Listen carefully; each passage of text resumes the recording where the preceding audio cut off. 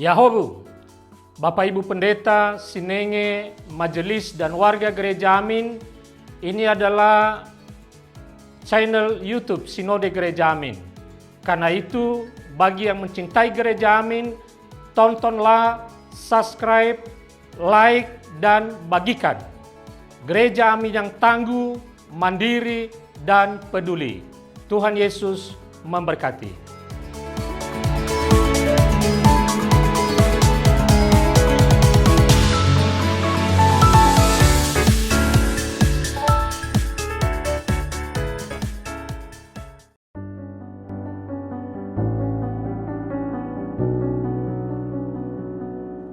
Hai Youth, jumpa lagi dalam acara YFC.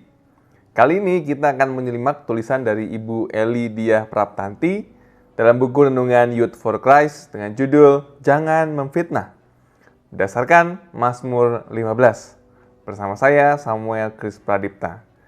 Mari sebelumnya kita menyatukan hati, kita berdoa. Kehidupan kami yang kadangkala dihadang oleh berbagai macam tantangan yang tidak selalu mudah, hanya hendak kami jalani bersama-sama dengan Tuhan. Ketika kami melihat bahwa Tuhan senantiasa menopang kehidupan kami, biarlah kami dapat terus berjalan ke depannya, juga bersama-sama dengan pimpinan Tuhan yang menolong kami untuk bergerak sesuai dengan apa yang Tuhan mau. Firman Tuhan yang akan bersama-sama kami baca dan renungkan saat ini, biarlah juga boleh menjadi cara Tuhan untuk menolong kami, memperlengkapi kami. Roh Kudus yang boleh menjadi teman dan penolong bagi kami, agar kami dapat betul-betul mengerti firman Tuhan, dan firman Tuhan itu boleh kami pelihara dalam kehidupan kami. Terima kasih Bapa, demi Kristus Yesus kami berdoa. Amin. Yang akan menjadi pusat perenungan kita adalah Mazmur 15 ayatnya yang ketiga. Saya akan bacakan bagi kita semua.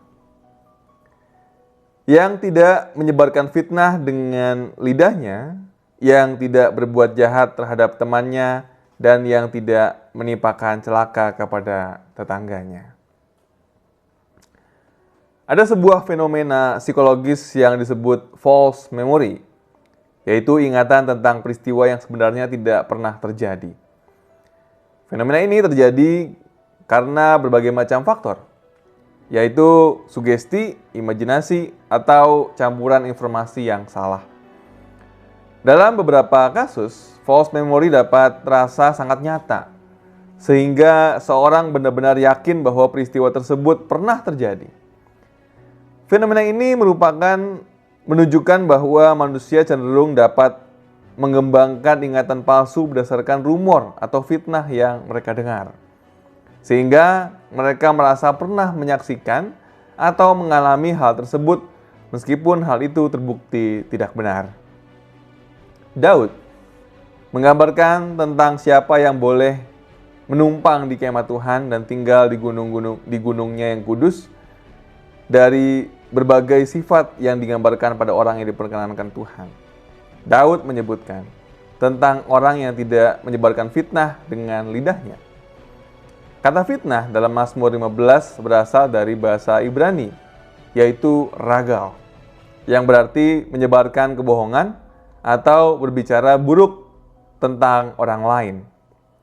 Frasa ini merujuk pada perbuatan yang merugikan reputasi orang lain tanpa dasar yang benar. Dalam konteks ini, seseorang yang tidak menyebarkan fitnah adalah orang yang menjaga kebenaran dan kejujuran dalam perkataannya, serta tidak menyakiti sesama dengan perkataan bohong. Youth, Tuhan tidak berkenan pada para pemfitnah, dan pernyataan Daud menunjukkan betapa berbahayanya serta seriusnya dampak fitnah. Fitnah dapat merusak reputasi seseorang dalam sekejap. Efek negatif fitnah bisa berlangsung sangat lama, meskipun akhirnya terbukti tidak benar. Berzaman media sosial saat ini, sangat mudah bagi orang untuk menyebarkan fitnah.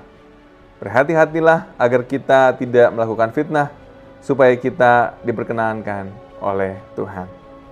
Mari kita berdoa.